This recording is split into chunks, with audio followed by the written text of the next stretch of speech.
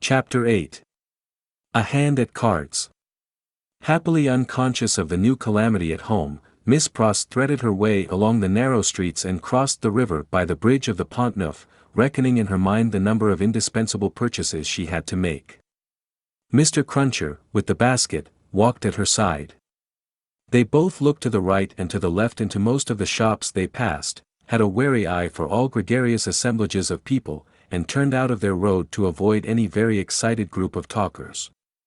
It was a raw evening, and the misty river, blurred to the eye with blazing lights and to the ear with harsh noises, showed where the barges were stationed in which the smiths worked, making guns for the army of the Republic.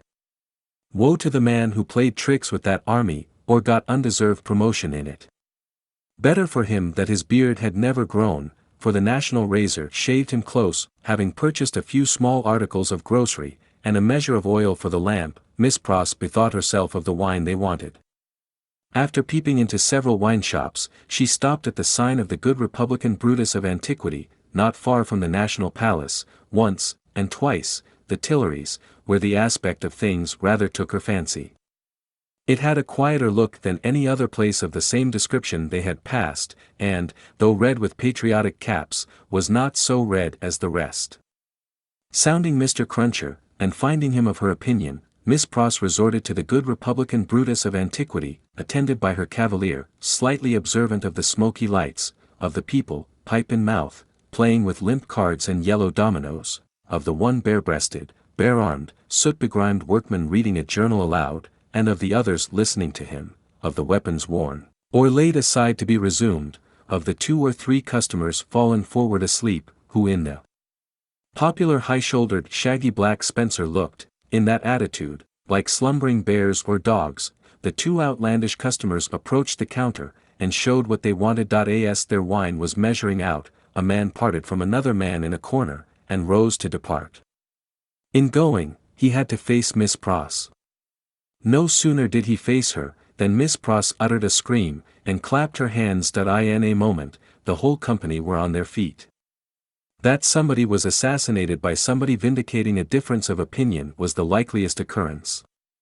Everybody looked to see somebody fall, but only saw a man and a woman standing staring at each other, the man with all the outward aspect of a Frenchman and a thorough Republican, the woman, evidently English. What was said in this disappointing anticlimax, by the disciples of the good Republican Brutus of Antiquity, except that it was something very voluble and loud, would have been as so much Hebrew or Chaldean to Miss Pross and her protector, though they had been all ears. But, they had no ears for anything in their surprise.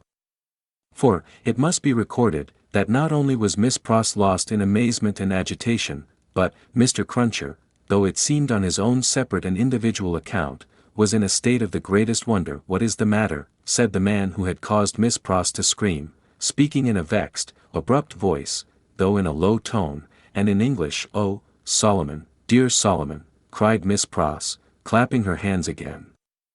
"After not setting eyes upon you or hearing of you for so long a time, do I find you here? Don't call me Solomon. Do you want to be the death of me?" asked the man, in a furtive, frightened way. "Brother, brother," cried Miss Pross, bursting into tears. "Have I ever been so hard with you that you ask me such a cruel question?"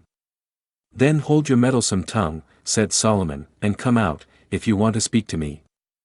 Pay for your wine, and come out." "Who's this man?" Miss Pross, shaking her loving and dejected head at her by no means affectionate brother, said through her tears, "Mr. Cruncher." "Let him come out too," said Solomon. "Does he think me a ghost?" Apparently, Mr. Cruncher did, to judge from his looks. He said not a word, however, and Miss Pross, exploring the depths of her reticule through her tears with great difficulty, paid for her wine.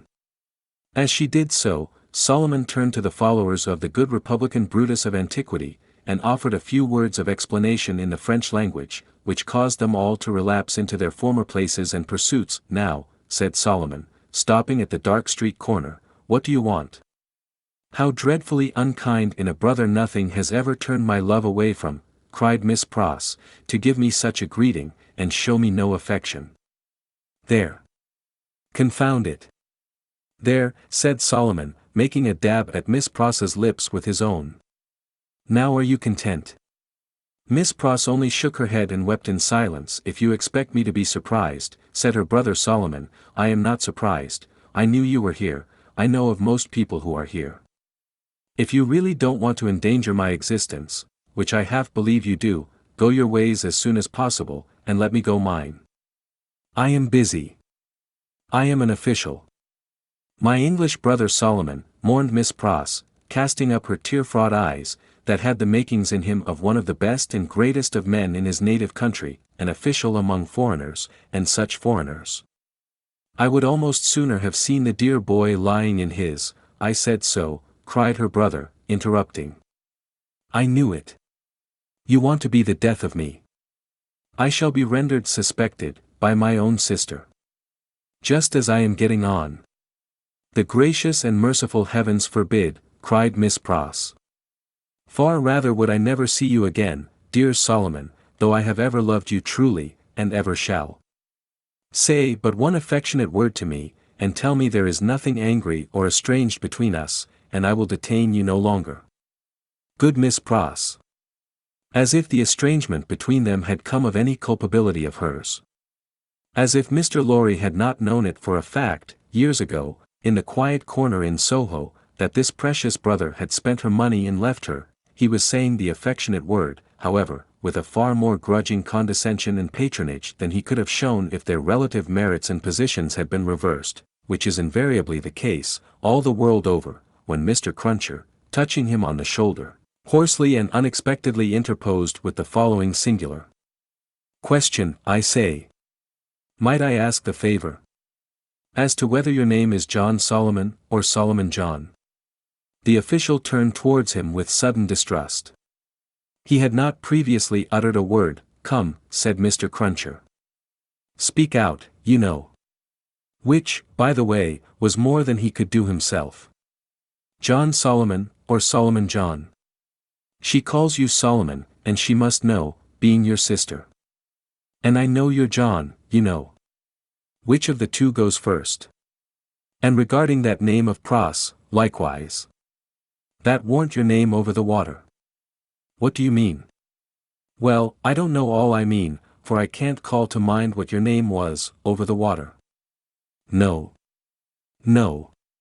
But I'll swear it was a name of 2 syllables. Indeed? Yes. T'other one's was 1 syllable. I know you. You was a spy, witness at the Bailey. What, in the name of the father of lies, own father to yourself, was you called at that time? Barsad, said another voice, striking in. That's the name for £1,000, cried Jerry. The speaker who struck in, was Sidney Carton.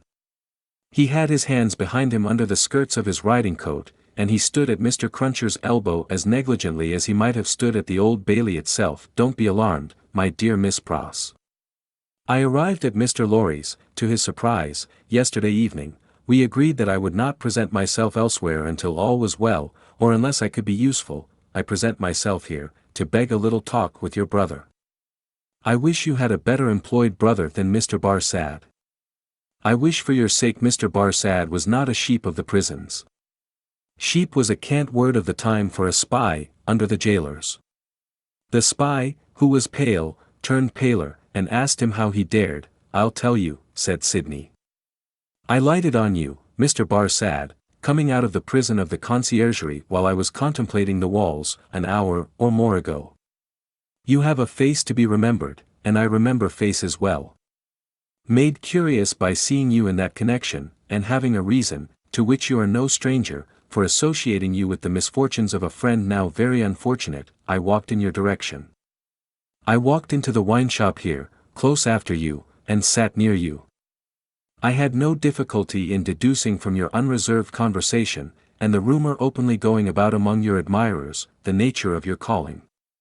And gradually, what I had done at random, seemed to shape itself into a purpose, Mr. Barsad. What purpose? The spy asked. It would be troublesome, and might be dangerous, to explain in the street. Could you favor me, in confidence, with some minutes of your company, at the office of Tellson's Bank, for instance? Under a threat? Oh. Did I say that? Then, why should I go there? Really, Mr. Barsad, I can't say, if you can't.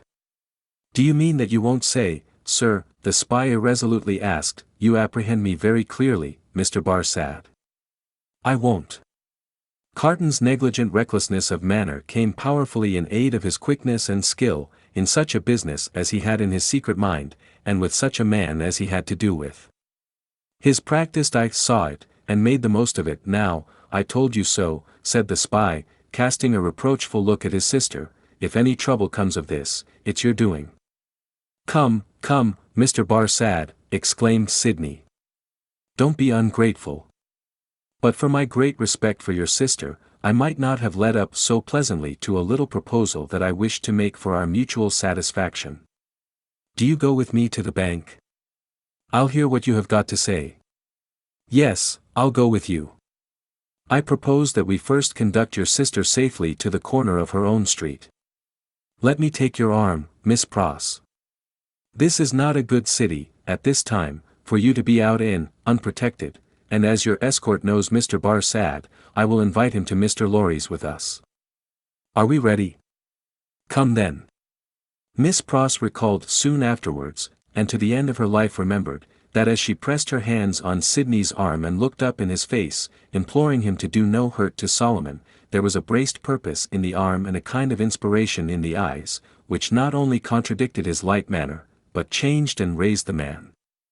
She was too much occupied then with fears for the brother who so little deserved her affection, and with Sidney's friendly reassurances, adequately to heed what she observed. They left her at the corner of the street, and Carton led the way to Mr. Lorry's, which was within a few minutes' walk. John Barsad, or Solomon Pross, walked at his side. Demar. Lorry had just finished his dinner, and was sitting before a cheery little log or two of fire, perhaps looking into their blaze for the picture of that younger elderly gentleman from Tellson's, who had looked into the red coals at the Royal George at Dover, now a good many years ago. He turned his head as they entered, and showed the surprise with which he saw a stranger. Miss Pross's brother, sir, said Sidney. Mr. Barsad. Barsad, repeated the old gentleman, Barsad. I have an association with the name, and with the face. I told you you had a remarkable face, Mr. Barsad, observed Carton, coolly. Pray sit down. As he took a chair himself, he supplied the link that Mr. Lorry wanted, by saying to him with a frown, witness at that trial. Mr. Lorry immediately remembered, and regarded his new visitor with an undisguised look of abhorrence. Mr. Barsad has been recognized by Miss Pross as the affectionate brother you have heard of, said Sidney, and has acknowledged the relationship.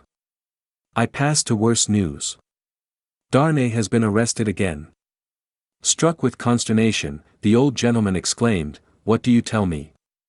I left him safe and free within these 2 hours, and am about to return to him. Arrested for all that. When was it done, Mr. Barsad? Just now, if at all. Mr. Barsad is the best authority possible, sir, said Sidney, and I have it from Mr. Barsad's communication to a friend and brother Sheep over a bottle of wine, that the arrest has taken place. He left the messengers at the gate, and saw them admitted by the porter. There is no earthly doubt that he is retaken. Mr. Lorry's business. I read in the speaker's face that it was loss of time to dwell upon the point.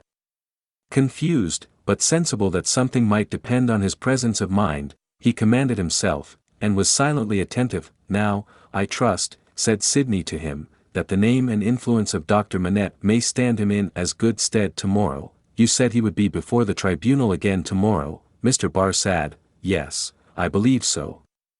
In as good stead tomorrow as today. But it may not be so. I own to you, I am shaken, Mr. Lorry, by Dr. Manette's not having had the power to prevent this arrest. He may not have known of it beforehand, said Mr. Lorry, but that very circumstance would be alarming, when we remember how identified he is with his son-in-law. That's true, Mr. Lorry acknowledged, with his troubled hand at his chin, and his troubled eyes on Carton. In short, said Sidney, this is a desperate time, when desperate games are played for desperate stakes. Let the doctor play the winning game, I will play the losing one. No man's life here is worth purchase. Any one carried home by the people today, may be condemned tomorrow. Now, the stake I have resolved to play for, in case of the worst, is a friend in the conciergerie. And the friend I purpose to myself to win, is Mr. Barsad. You need have good cards, sir, said the spy. I'll run them over. I'll see what I hold, Mr. Lorry, you know what a brute I am, I wish you'd give me a little brandy. It was put before him, and he drank off a glassful, drank off another glassful, pushed the bottle thoughtfully away. Mr. Barsad, he went on, in the tone of one who really was looking over a hand at cards, sheep of the prisons, emissary of Republican committees, now turnkey, now prisoner, always spy and secret informer. So much the more valuable here for being English that an Englishman is less open to suspicion of subornation in those characters than a Frenchman represents himself to his employers under a false name. That's a very good card. Mr. Barsad, now in the employ of the Republican French government, was formerly in the employ of the aristocratic English government, the enemy of France and freedom. That's an excellent card.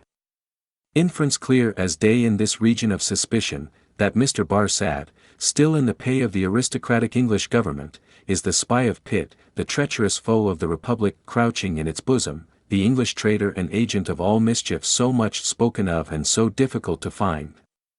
That's a card not to be beaten. Have you followed my hand, Mr. Barsad? Not to understand your play, returned the spy, somewhat uneasily. I play my ace, denunciation of Mr. Barsad to the nearest section committee. Look over your hand, Mr. Barsad, and see what you have. Don't hurry. He drew the bottle near, poured out another glassful of brandy, and drank it off. He saw that the spy was fearful of his drinking himself into a fit state for the immediate denunciation of him.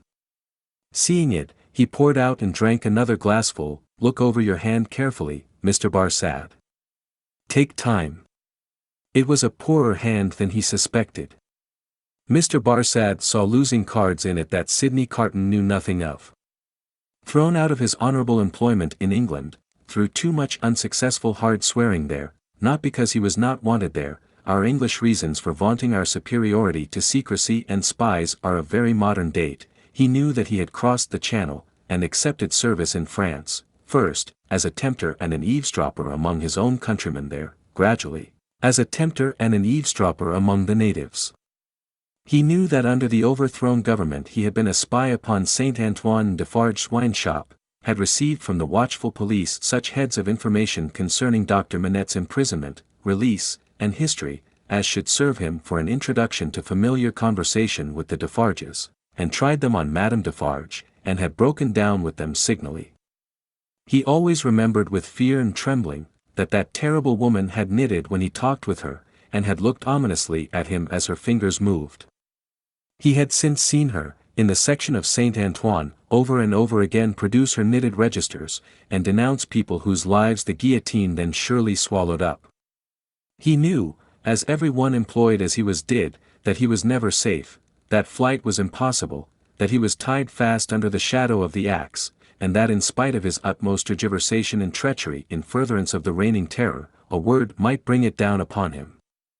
Once denounced, and on such grave grounds as had just now been suggested to his mind, he foresaw that the dreadful woman of whose unrelenting character he had seen many proofs, would produce against him that fatal register, and would quash his last chance of life. Besides that all secret men are men soon terrified, here were surely cards enough of one black suit, to justify the holder in growing rather livid as he turned them over. You scarcely seem to like your hand, said Sidney, with the greatest composure. Do you play? I think, sir, said the spy, in the meanest manner, as he turned to Mr. Lorry, I may appeal to a gentleman of your years and benevolence, to put it to this other gentleman, so much your junior, whether he can under any circumstances reconcile it to his station to play that ace of which he has spoken. I admit that I am a spy, and that it is considered a discreditable station, though it must be filled by somebody, but this gentleman is no spy, and why should he so demean himself as to make himself one?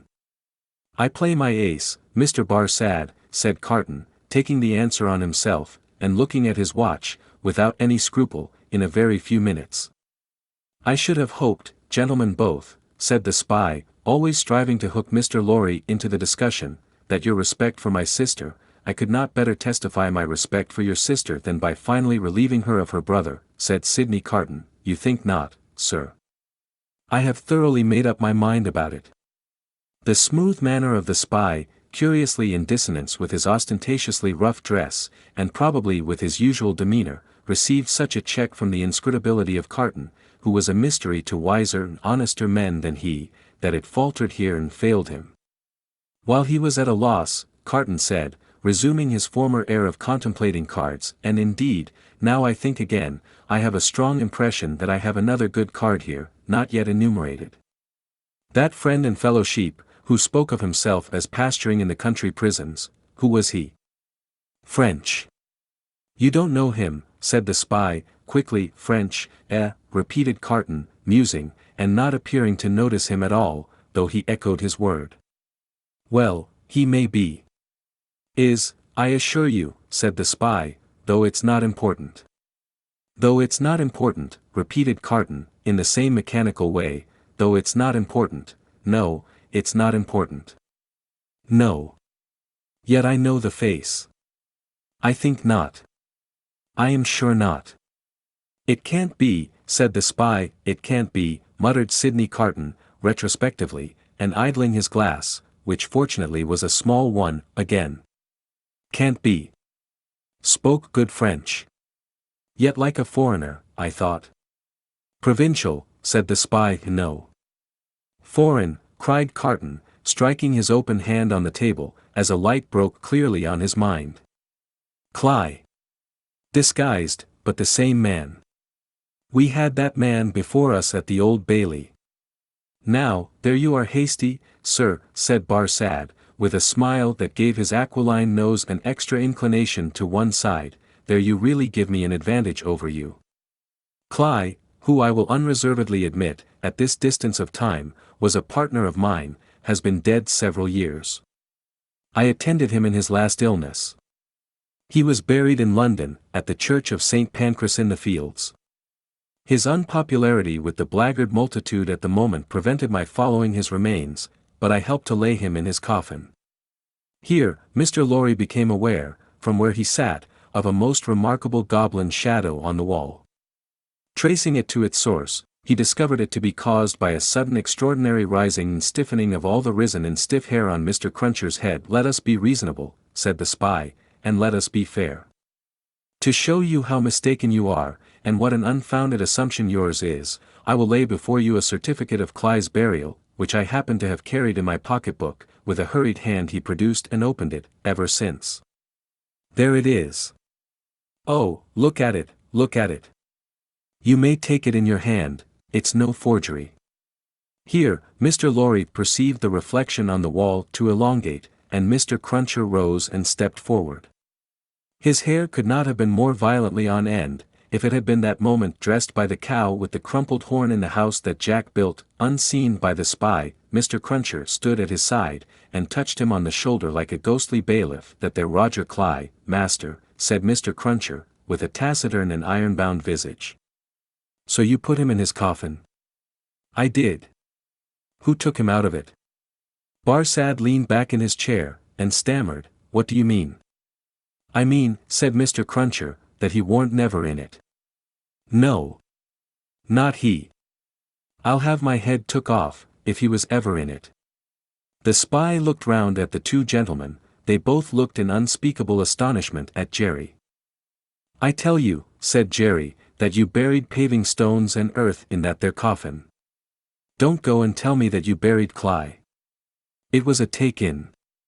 Me and two more knows it. How do you know it? What's that to you? Ecod, growled Mr. Cruncher, it's you I have got a old grudge again, is it, with your shameful impositions upon tradesmen? I'd catch hold of your throat and choke you for half a guinea. Sidney Carton, who, with Mr. Lorry, had been lost in amazement at this turn of the business, here requested Mr. Cruncher to moderate and explain himself at another time. Sir, he returned, evasively, the present time is ill-convenient for explainin'. What I stand to, is, that he knows well what that there Cly was never in that there coffin. Let him say he was, in so much as a word of one syllable, and I'll either catch hold of his throat and choke him for half a guinea, Mr. Cruncher dwelt upon this as quite a liberal offer, or I'll out and announce him. Humph. I see one thing, said Carton. I hold another card, Mr. Barsad. Impossible, here in raging Paris, with suspicion filling the air, for you to outlive denunciation, when you are in communication with another aristocratic spy of the same antecedents as yourself, who, moreover, has the mystery about him of having feigned death and come to life again. A plot in the prisons, of the foreigner against the Republic. A strong card, a certain guillotine card. Do you play? No, returned the spy. I throw up. I confess that we were so unpopular with the outrageous mob, that I only got away from England at the risk of being ducked to death, and that Clive was so ferreted up and down, that he never would have got away at all but for that sham. Though how this man knows it was a sham, is a wonder of wonders to me. Never you trouble your head about this man, retorted the contentious Mr. Cruncher, you'll have trouble enough with giving your attention to that gentleman. And look here. Once more. Mr. Cruncher could not be restrained from making rather an ostentatious parade of his liberality. I'd catch hold of your throat and choke you for half a guinea. The sheep of the prisons turned from him to Sidney Carton, and said, with more decision, it has come to a point. I go on duty soon, and can't overstay my time. You told me you had a proposal, what is it? Now, it is of no use asking too much of me. Ask me to do anything in my office, putting my head in great extra danger, and I had better trust my life to the chances of a refusal than the chances of consent. In short, I should make that choice. You talk of desperation. We are all desperate here. Remember. I may denounce you if I think proper, and I can swear my way through stone walls, and so can others. Now, what do you want with me? Not very much. You are a turnkey at the conciergerie. I tell you once for all, there is no such thing as an escape possible, said the spy, firmly. Why need you tell me what I have not asked? You are a turnkey at the conciergerie. I am sometimes. You can be when you choose. I can pass in and out when I choose. Sidney Carton filled another glass with brandy, poured it slowly out upon the hearth, and watched it as it dropped. It being all spent, he said, rising, so far, we have spoken before these two, because it was as well that the merits of the cards should not rest solely between you and me. Come into the dark room here, and let us have one final word alone.